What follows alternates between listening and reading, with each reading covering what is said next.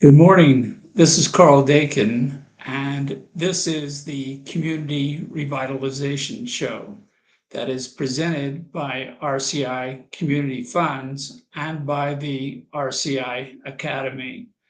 Today, we're going to be talking about the first educational program that will be presented by the RCI Academy uh, sometime in mid-November. We're still working to schedule the time of this particular program, while we're also working on a comprehensive plan for the uh, curriculum, the naming of all the different courses and authors and experts who will be contributing to a pool of knowledge that the Academy intends to share with community leaders as well as with people who have an interest in investing in these communities or people who are already working in all the communities across the United States.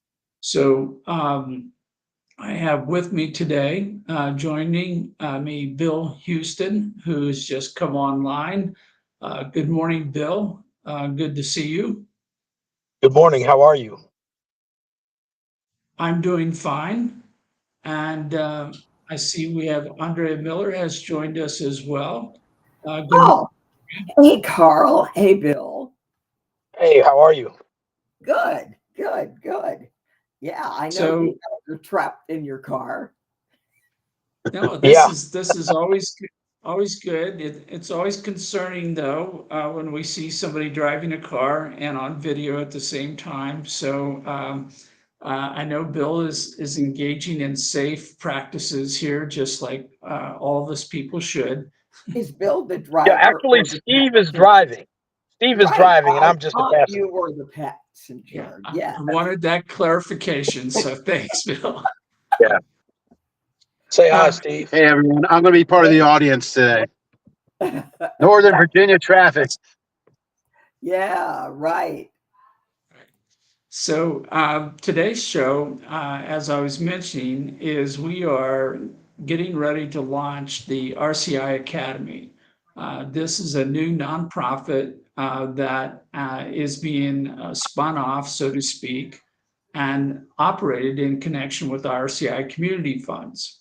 And the Academy's mission is to develop and present educational programs on the topic of community revitalization.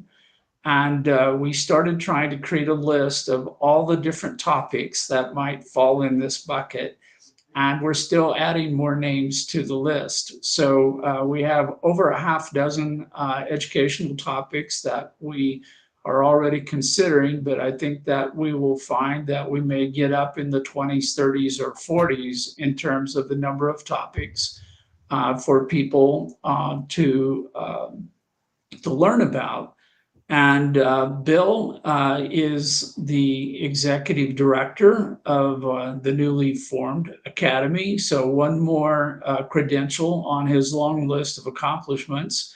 And Bill will also be the subject matter expert on the first course, which is on the topic of community capital. And those who've been in the viewing audience in the past know that community capital is a foundational concept for everything that we consider doing in terms of financing in the community. And we are in the process, and I'm not quite sure where we're at with Andrea, whether we've actually inked the documents or not, but of forming a collaboration with the Center for Common Ground, which was founded by Andrea and which provides extraordinarily valuable services to communities in helping get out the vote and in now working towards creation of democracy centers. Where we are able to help communities engage in the rebuilding process to start putting back the pieces of a community that have gone missing and empowering the people within those communities to be in charge of their own lives and therefore to move those communities forward. So it's great to have Bill and Andrea in the guest list today.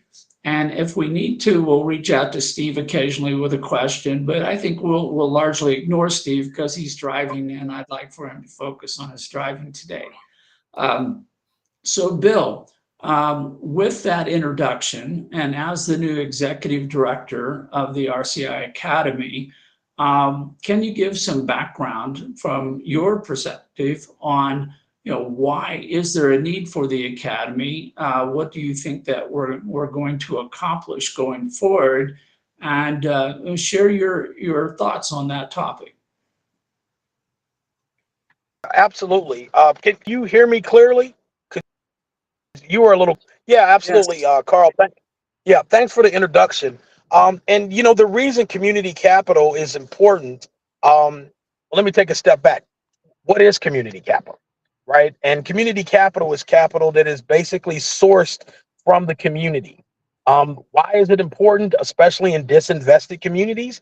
Because there's not a lot of capital coming into these disinvested communities from the outside, and the capital that's in those communities is quickly being exported to the outside because because there are no businesses. There's nothing to retain the capital. So what community capital does is it allows the people in the community to create business and real estate opportunities legally, where they can pool their funds and they can start to create businesses. They can start to own real estate. They can develop real estate projects, and it's going to have community ownership. People in the community are going to own it or have some type of financial benefit tied towards it. Instead of the money just always leaving the community, some of those dollars are going to stay in the community and help to build community wealth, but also individual wealth, help to create jobs, help to revitalize the community,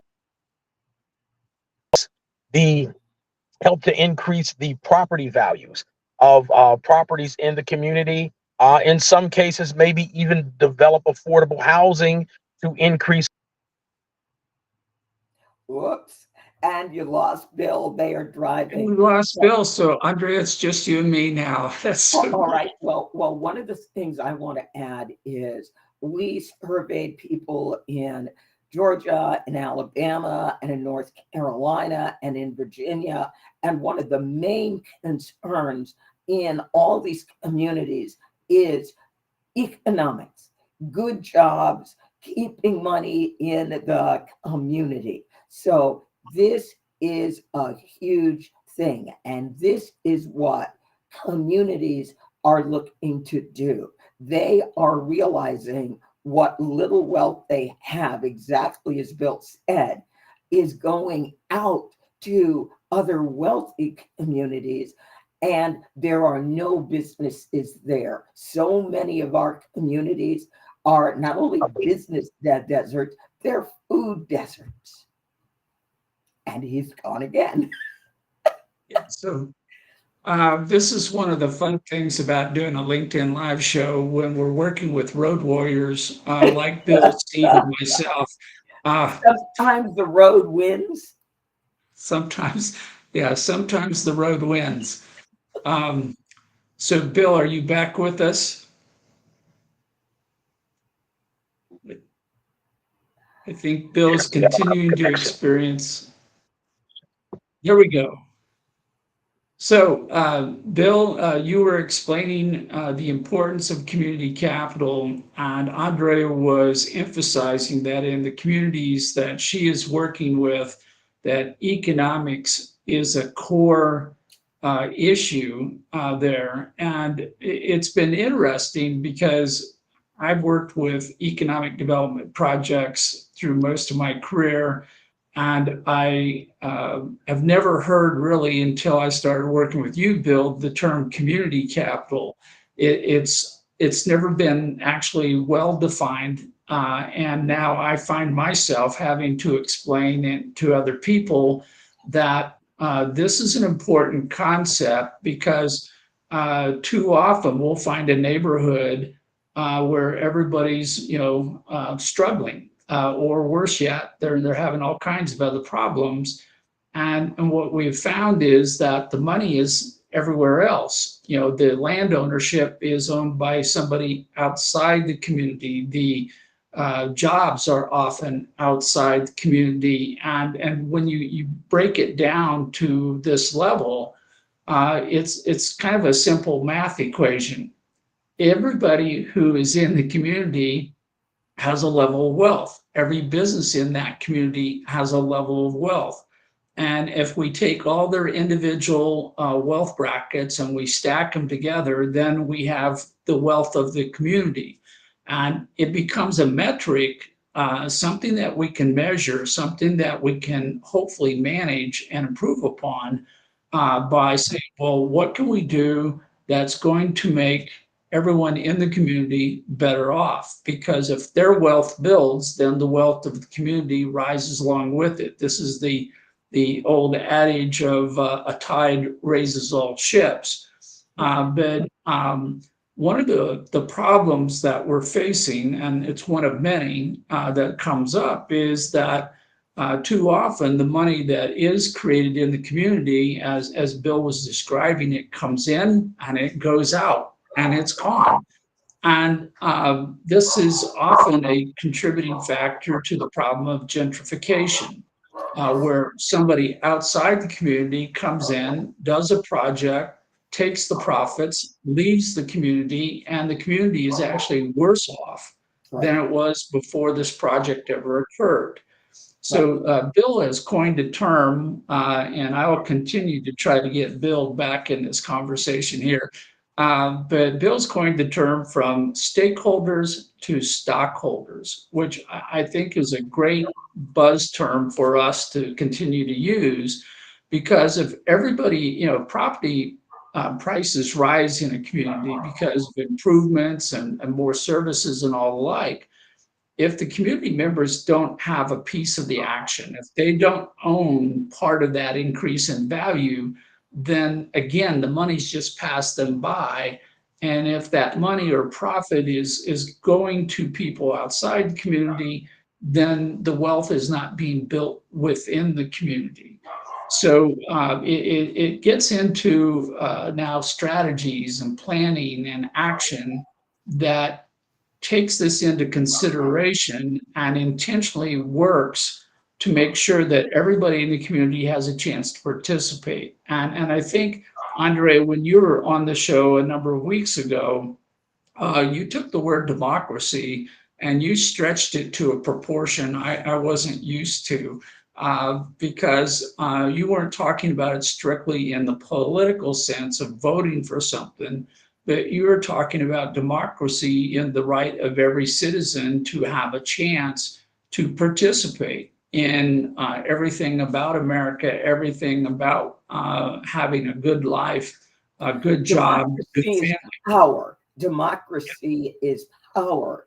And we are very, very interested in power building in communities. So, Karl, if you think of all the economic development projects that have occurred since the 50s and the 60s in poor Black communities, most of those communities are poorer than when they started the economic development. It went the other way. No, I worked with a lot of economic development officers and directors, and we have had, I'll call, friendly arguments about whether taking certain government grants and programs and whether those are actually helping the community at the macro level. And one of those I use is an affordable housing grant, or I'll call it a low income housing tax credit. And I say it's good for the community to have more roofs over the heads of the people in the community.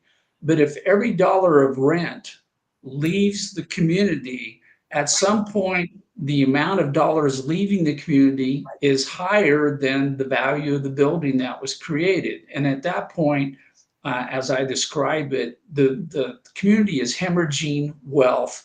Right. It's leaving the community, and the community is getting poorer.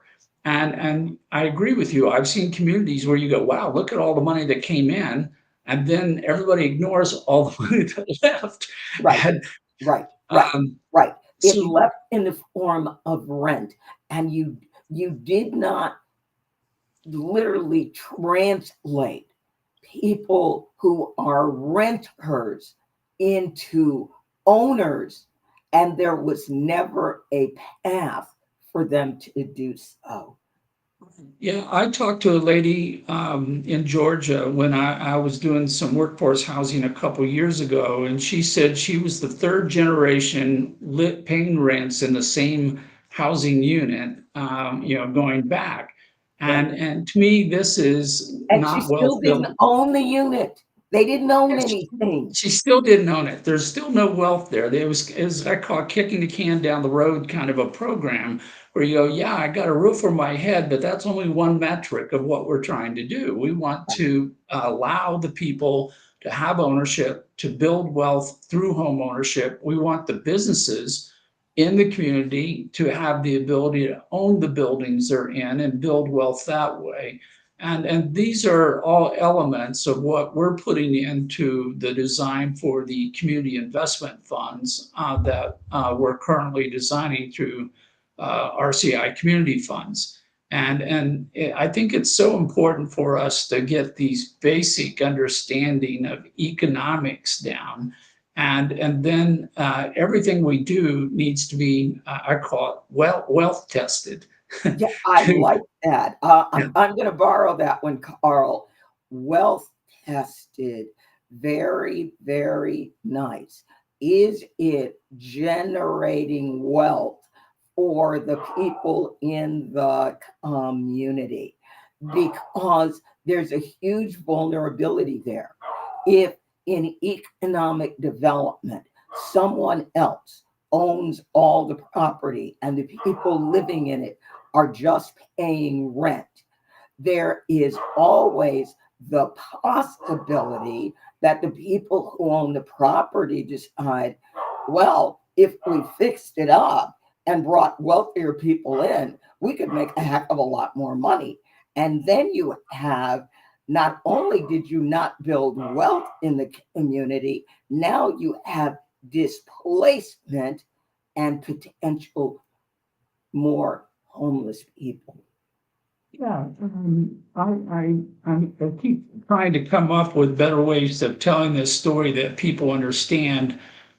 Here in Colorado, in the city of Denver, we have what are called thermal inversions, or brown cloud days. And the simple meteorological situation is that we have warm air rising, but we have cold air coming across the top, and it holds all the dirt and dust and pollution next to the ground. And that's kind of the way I see a lot of economic development programs, well intended, but not, being wealth tested, in that they go, oh, look, we're going to go do this. It's good for the community. But by doing that, they've placed a lid or a ceiling on what can be done in that community.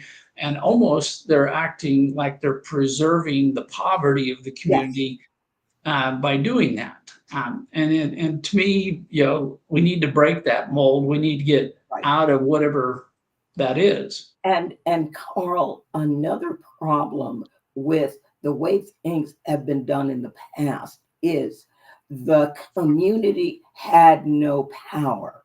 It's, oh, we're going to come in and we're going to build some houses for y'all. There was no opportunity for the community to say, all right, now this is what we're thinking.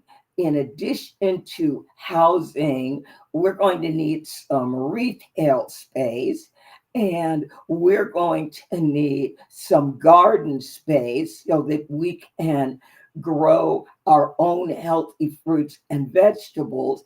And we're going to need a child care space.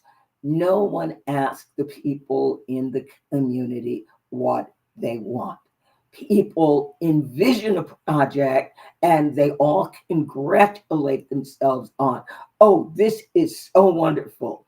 And then they build it and they collect the money and they don't check in on the people who are living there. Yeah.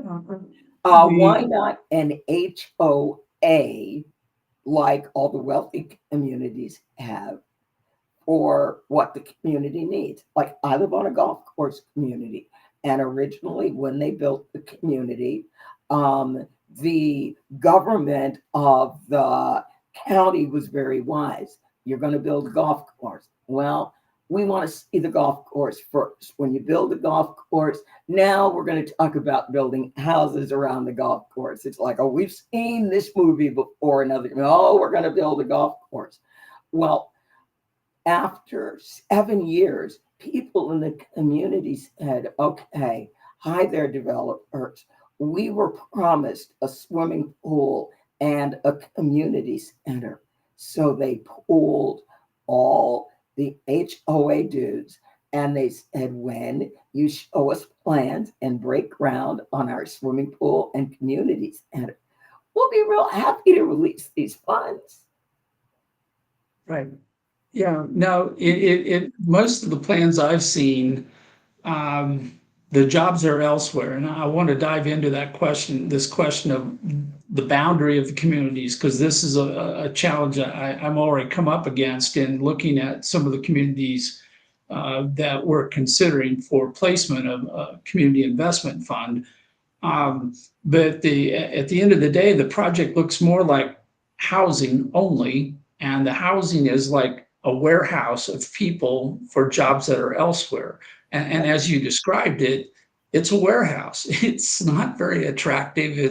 There's no live, work, play design taken into consideration of this is my community where I live. I don't want to have to drive 5 miles or 10 miles in order to buy groceries at an elevated price. I don't want to drive 10 miles the other direction to drop my kid off at daycare. Right. And I don't, and then to complete the triangle, I have to go another 15 miles to go to my job. So every day ends up being a constant loop of movement with no progress. And Karl, another thing you can encounter when you are working in communities that really need this affordable housing is job training. Are the people who need the affordable housing, are they based on their current job skills? Are their job skills marketable? Are they desirable in the market? And is there any upward mobility? Or again, are you building a warehouse? I am here and I am going to be here until I die with no way out. You know, one of my favorite books was The Ice House. I don't know if you're familiar with it, but it was a guy who got into Stairmaster, a gentleman of color who was raised in the South. And he tells the story that where he grew up, you picked cotton. My uncle, my dad, my grandfather, my great-grandfather, everybody picked cotton. But this story had an unusual twist where he had an uncle who ran the local ice house for 5 counties. And so as an entrepreneur, his status was elevated because if you didn't be nice to him, ice was late. And he had a little bit of a hold or leverage on his status in the community. And his uncle reached out to this young man at the time and said, I don't think you need to pick cotton anymore. I think you can come down and help me in the ice house. And he learned all about running a business in a community that was probably as racist as anything that you could imagine. And he realized that you didn't have to take the world as it was presented to you. You may have some ability to influence how you interacted with the world.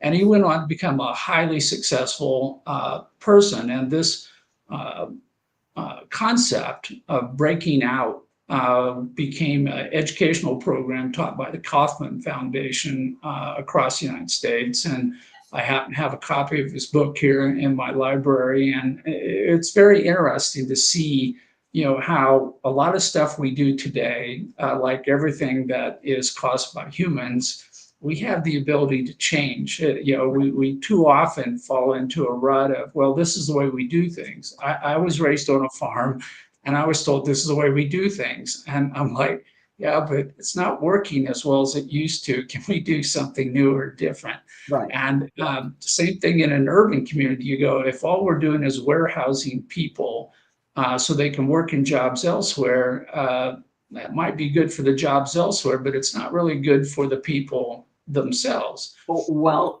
and if the job elsewhere have a very low ceiling with no opportunity to rise, now it really, really becomes problematic.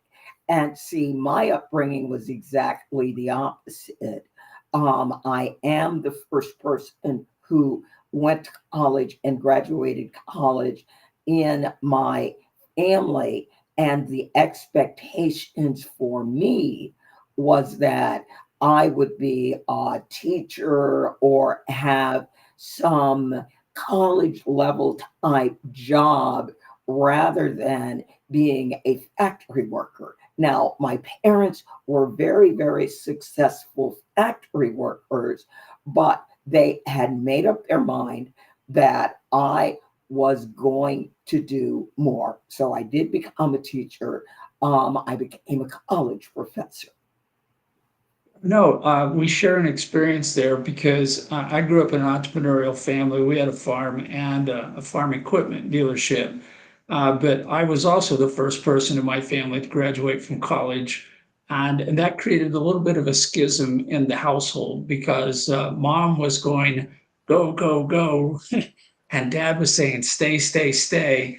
And we were battling traditions of the community of taking over the family business and continuing that in the face of an industry that was in serious decline and continues to be in decline in that area. So I think when we talk about wealth building, wealth measurement, wealth testing, we often default to money as being the easy, simple way of measuring wealth. But I Growth, think that I growth. think that well, it's growth, and then to the point you're making, I think it's skill. I think that if we were to do an inventory of everything everybody owned, all the wealth, that would be one way of measuring wealth. But if we took the skill base of everyone who lived in the community, and this is again a shift in workforce training and thinking about labor, is we really want everybody to have the highest possible skill base because that typically will correlate to higher income. Higher income is then back to the money part of better wealth. But I agree with you. I see that a lot of people use the term community revitalization, and it's a housing project. And I go, good so far, maybe, but can you pay the rents? Can you become an owner? Right. Right. Yeah, Or are they going to revitalize the community and then people go, oh my God, this is 20 minutes closer to where I work. And suddenly the community almost overnight changes. And the community that was originally there and revitalized it can no longer afford to live in it. right, right. And that's gentrification in a box. It's like we changed a few elements and suddenly everybody else goes, well, wouldn't it be nice to live there for all the reasons you described? And the people who are there, though, are left out. I call it the left behind, scenario where it's like, well, I can't afford the rent any longer because they raised the rents. I think you shared a story about a democracy center in New York City where the closest grocery store is a high level grocery store. It's not the standard grocery store, and prices go up on the cost of food. And before you know it, all the costs go up, and you're like, I can't afford to live here anymore. Right. Well, and again, it's I want people to think, how many times have you seen people who are obviously low income in a Whole Foods? You don't. Yeah, not unless they're homeless and they're wandering in off the street. Well, and Um, normally they shoo them away because they don't want them disturbing their well-heeled customers. And so, yes, that's exactly what we have with the housing, economic development they did in Manhattan, literally right behind Lincoln Center. So they built low income housing right behind Millionaires Row.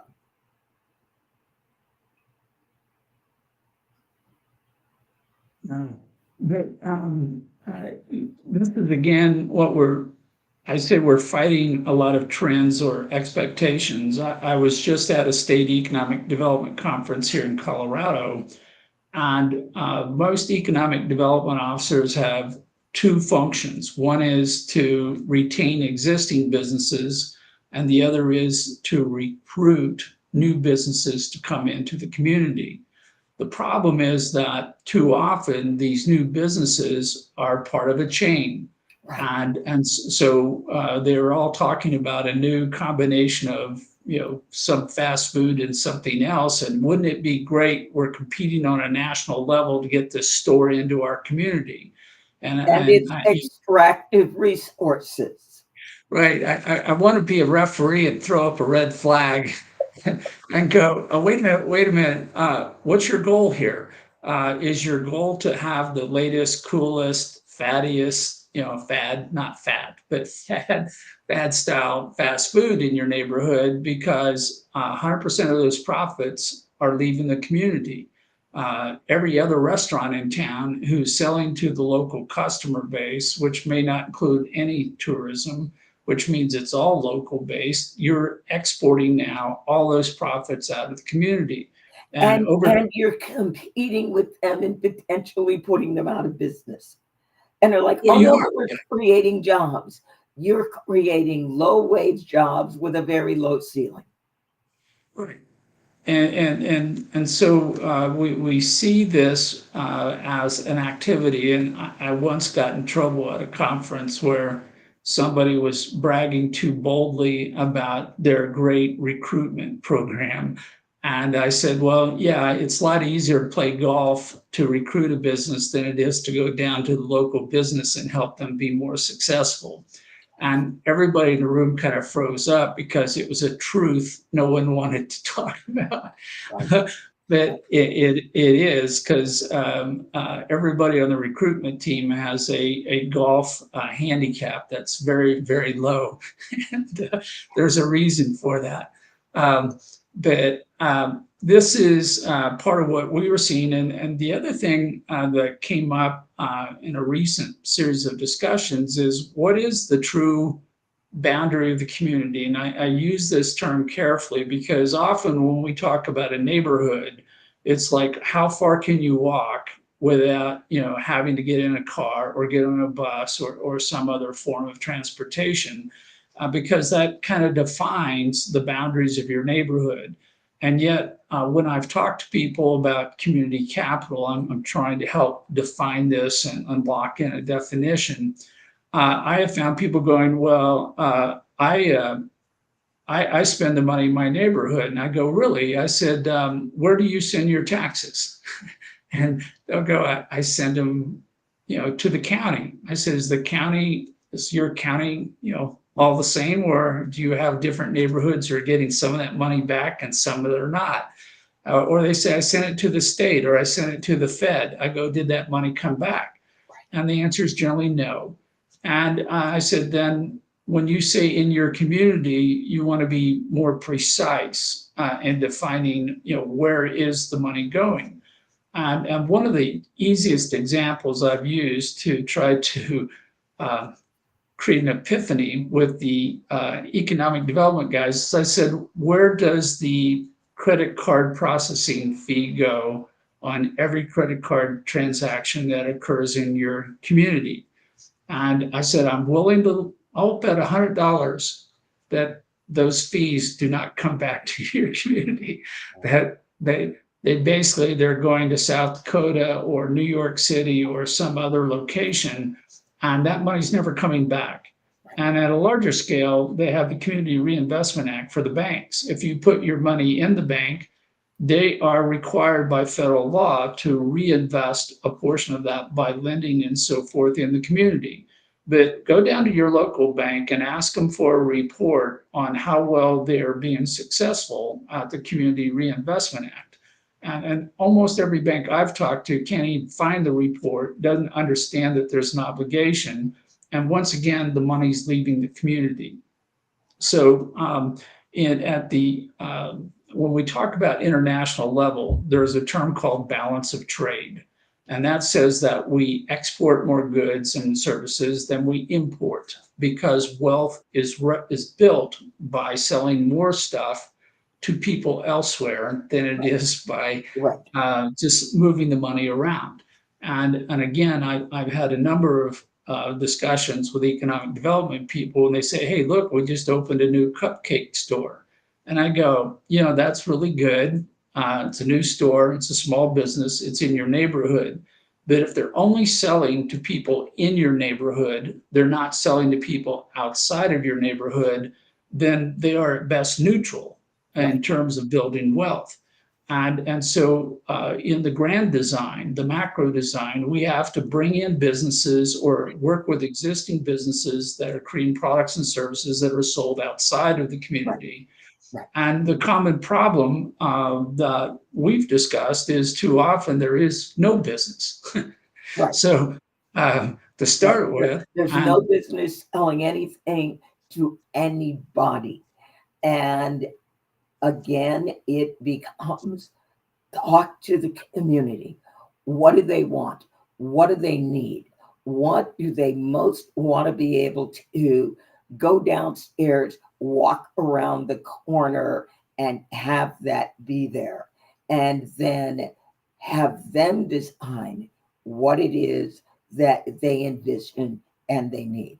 Again, all communities need childcare. A place that is very local where they can easily get their children after work, especially if you end up working a little longer and now you're running to get your children. You really don't want to have to go 5 miles in the opposite direction in traffic. It would be nice to go home. So I think a lot of communities would say, we want child care. We need fresh food and produce. A little restaurant might be nice, or a sandwich shop. And then the ideas of what the community is willing to spend their money on should dictate this is who we recruit. Right. And it's not that complicated if the people in the community have a voice to participate in that decision making. But all too often, again, they are I will call it, they're at the back of the room. Maybe we use the term back of the bus. I don't want to go too far on this, but they don't get to dictate how to drive the bus. They don't get to dictate where the money goes. It's like, here's a program. And one of the other things that came up at this conference was there was a lot of money over the last few years that has been falling out of the sky from the federal government. And that money is almost exhausted and it's disappearing. And there were a number of programs put into motion in different communities that cannot continue because they were not designed to be sustainable from an economic standpoint. They are basically here. And my experience has been when you set up a program that is basically cut off once funding becomes gone, that the community finds itself in a worse position than when they started. There was either some reliance or leaning on that program. It may have caused money to go elsewhere that could have come into the community because they go, you already been funded. There's any number of causes there, but now we have a vacuum. We have a hole to fill that is not dealt with. So as we are continuing to define the concept of community capital, we're now talking about decision making, we're talking about building wealth, we're talking about building skills, we're talking about economic sustainability, and doing this all at the same time. Yes.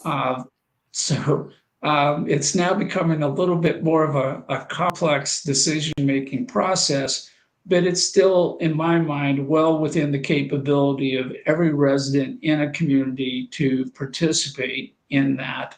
And without their participation, then somebody else is calling the shots. Exactly. And what happens is that contributes to the feeling of you have people who live in a place, but they don't feel like it's their community. Again, we're back into this warehousing concept. It's a big space. We're all here. We can't shop here, eat here, get our kids taken care of here. Everything that we need, we have to go outside of our warehouse. Right, And and you don't. people are getting angry about that. They're going, we don't think this is right. Now, you've got, think of it in that one example you gave, three generations of people, and a generation is figure 15 years, making it a short generation, right? I'll go 20. That's 60 years of people not ever experiencing a different way of doing something.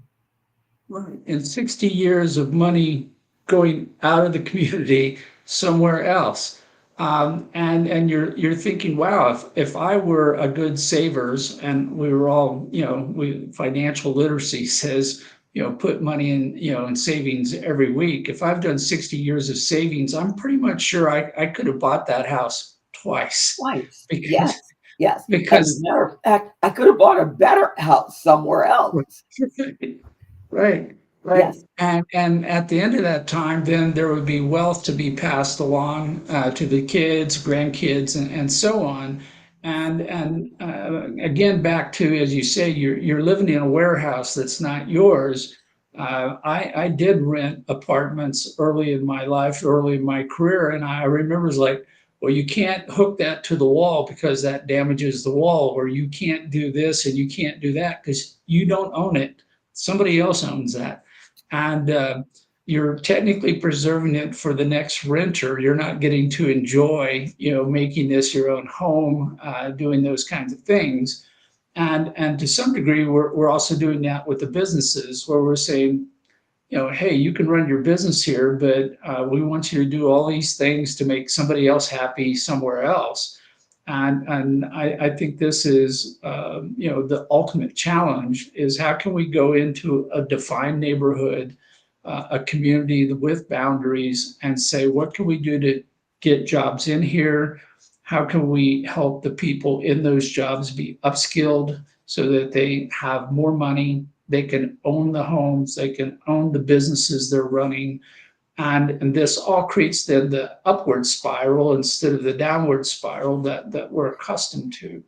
And so to the point of today's program, we want to take these concepts, and we're putting them into an educational program, the first of many on community revitalization within the RCI Academy. And this will be, as designed, a half-hour workshop program where Bill Huston, who clearly needs a Starlink internet connection better than what he's got today, so that he can be more of the road warrior we all have to be these days.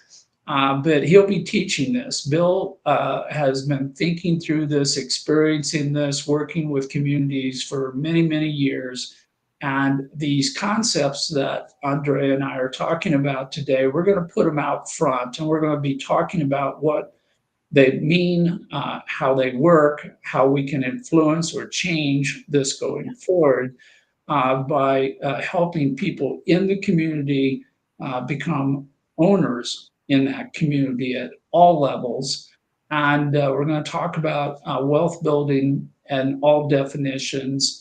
And this will be a 4-hour program. Now, The good news about this is that this is going to be set up as a one-year educational program in that we're going to put on the workshop. You're going to get a textbook that Bill wrote. We're going to have a workbook to help you apply this to your own situation. But we're going to match this with an artificial intelligence avatar that will be available on the website to people who are attendees of the program. And you can ask the avatar any question, anytime for the next 365 days about this topic so that there's a constant access to information. And as we are going through the process of setting up and establishing our first community investment fund, lessons learned, feedback, case studies will be fed into this system. So there'll be a growing body of knowledge that's always available. You won't have to hunt down Bill or myself or somebody on the team. You can say, you can go to the avatar and ask the question. And now I am going to insist, maybe it's here, I haven't heard it yet. There will be online meetings so that people that are part of the program can share the experiences that they are having within the program. And I'm going to change one of your words. We are going to remove the word help. That disappears. And we are going to replace it with the word empower. Help implies that people have never reached a level where they are able to do for themselves. Empower is the word that says they are working to be able to do it themselves. As parents, it is our job to empower our children to move away from home and live their lives on their own. No, thank you for that. Steve has been schooling me on some of the words I use that are common, I guess, to my culture and background. They always say you want to give a hand up instead of a hand out, and this falls in that same category of help is not intended to be a constant addiction to some kind of support program. This gets back into economic sustainability, that empowerment means that we're going to keep improving the game. We're going to keep raising the bar. We're going to make more people capable and more capable within themselves. And at the same time, we're going to try to grab power back from people we've given it away to in the past. Right. So again, that gets into what we do. It is empowerment is both economic and it is also political. So people are going to start finding that some of the great ideas they have for improving their community, maybe city council says, oh, but you can't do that. So what do they do when the community has said, oh my gosh, if we did this, then it would allow us to do this? And city council goes, no, you can't do that. It's like, okay, now what do? When the outside power structure has said no, how do you change the mind of that power structure? And if the mind won't change, how do you change the body of that power structure? Yeah, I have a great example of that. I was invited by a couple ladies to a community in southern Idaho that at one time was the home of one of the two teachers' colleges in the state of Idaho. After the war, almost every state west of Mississippi got two colleges. And typically one of them closed and one of them kept going. And this city held the one that closed. And it had been sitting idle for over 20 some years. The buildings were on the verge of going to a point of no return. And these two ladies said, we have this beautiful campus that is completely unused. We should do something with it. And the city owned the campus. They've been somehow the title transferred to the city, and the city absolutely refused to do anything. And so I was brought in as a private economic developer to change things. I didn't know this would become political activism, but it did. It took 18 months, and we talked to everybody in the community. I was up there so many times I could have lived in the community, and we kept putting ideas on the table. What could we do with the campus? So we ultimately decided if we created an outdoor recreation industry hub, it could service a large part of the state from this community, from these buildings. And we kept assaulting the castle. We kept going to the city council meetings. We kept being put last on the agenda, or I'm sorry, I can't get to you. I know you drove out here and it was only 4 hours to drive out here, Gosh but darn. we're going to wait. We're going to wait. But by the time we got to the next election, we replaced the mayor and 3 of the city council persons and got a majority. And lo and behold, they put the campus up for sale, and a group out of Boise, private enterprise, came in and bought the campus and started working down the path that we had laid for them.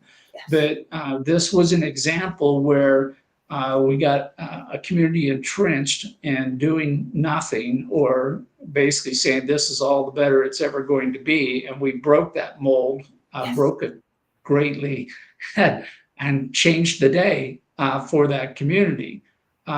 So it is important if you think about the percentage of your money going into taxes, directly, indirectly, sales taxes, property taxes, and the like, how much of that money is coming back into your community, back to our basic formula.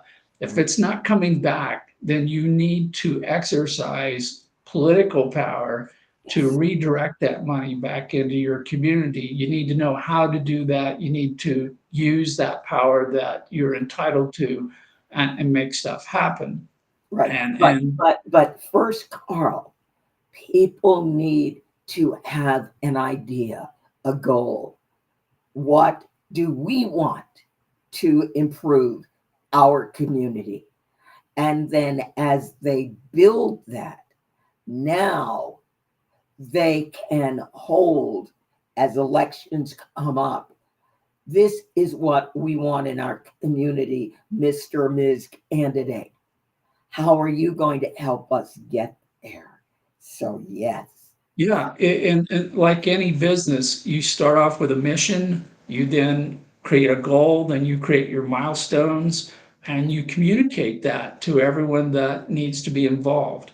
And so a lot of things we do at the small business level can translate to the community level, but in my mind, what I've seen is very few people think about the community as its own organism, as its own micro enterprise when you compare it to the state or the Fed, but it needs to be managed and operated to sustain itself. And what And they've that's done is, what a democracy center is.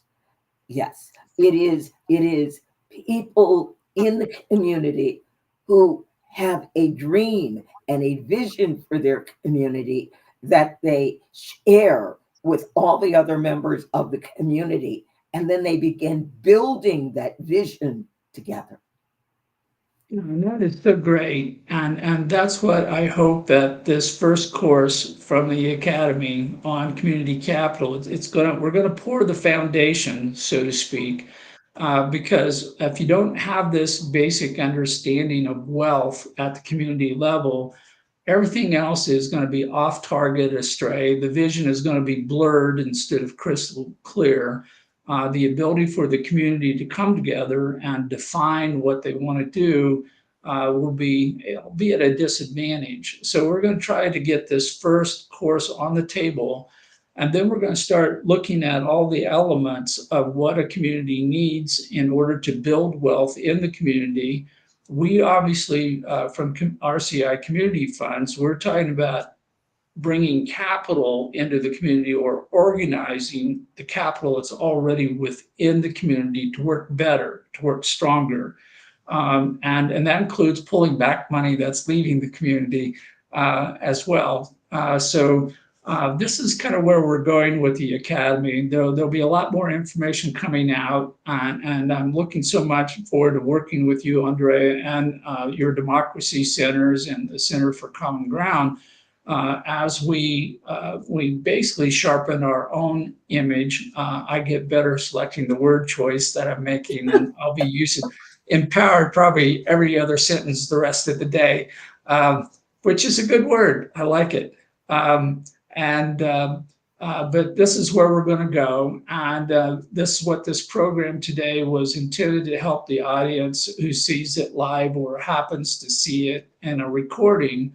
Will get a better handle on what this is all about. That we don't see ourselves as being the same old thing. We don't see ourselves as continuing some of the current practices, policies, procedures that have been done to date, because those have left these communities in a position where they're at, and we need to make a change.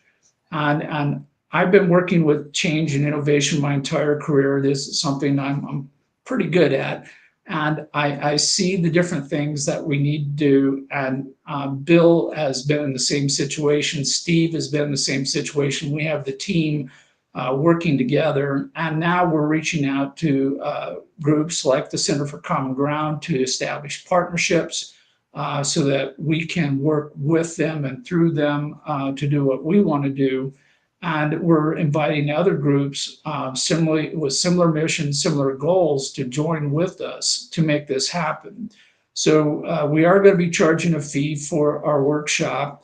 And at the same time, we're going to be out soliciting donations for those who can't afford the fee to see if we can get enough money to get as many community leaders, as many impact investors, as many community organizations to start understanding this new definition of community capital and putting it to work.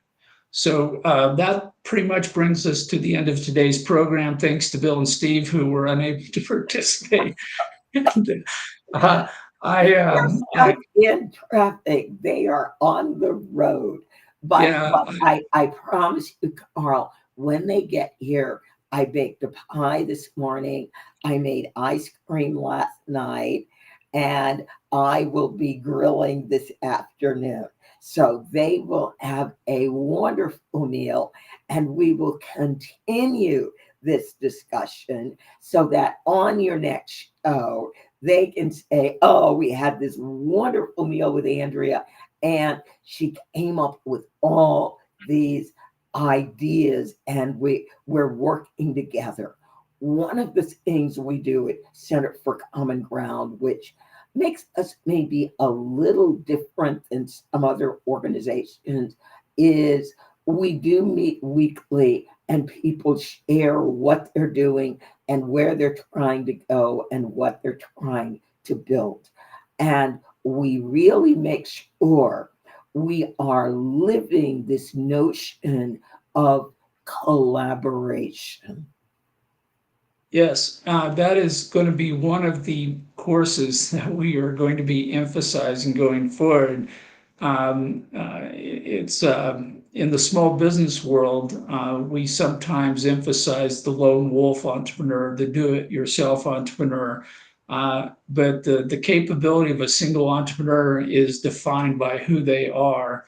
And when they have a team, when they work with their community as part of the community, their potential goes up astronomically. And this is the same thing here, as we're now talking about. And their stress level goes down. Yes, well, sometimes, sometimes. But the idea here is that if instead of raising one-time money for a single entrepreneur, a single business, a single organization, we're talking about creating community funds where we raise money one time for 20, 30, 40 different businesses, organizations, and community projects. We're going to try to collaborate to achieve efficiencies, to get more done with less money because we don't have all the money we could want. But over time, by doing this in the right fashion, we build wealth, we build capability, and that means that we will be empowered to do more day after day. So with that, Andrea, thanks for being with us today as a guest on the show. Thank you for substituting for Steve and Bill, who wish they could have been here today. But yeah, I'm looking forward to hearing about everything except how good the food tasted because I'm missing out on that. Well, you are going to have to join us one day, Karl. I love to cook. Yeah, so I'm still trying to get into Baltimore for the community development finance meeting in mid-November. But that's, even though that's a month away, it's like everything else, we're still trying to tie stuff down. So maybe I get a chance to visit at that time. And certainly I want to get out to one or more of your democracy centers. I like to get my feet on the ground and hear what you're hearing so I can better understand and absorb it better for making the decisions I'm making. So thanks again for being on the show this morning. Thanks to the audience and anyone who has an interest in what we're doing with the Academy. You can see our newsletter on LinkedIn. You can see future shows here on LinkedIn. And this will give you a chance to sign up and attend this workshop as soon as we got it set up and ready for show. Thank you all. Thank you, Karl. It was so lovely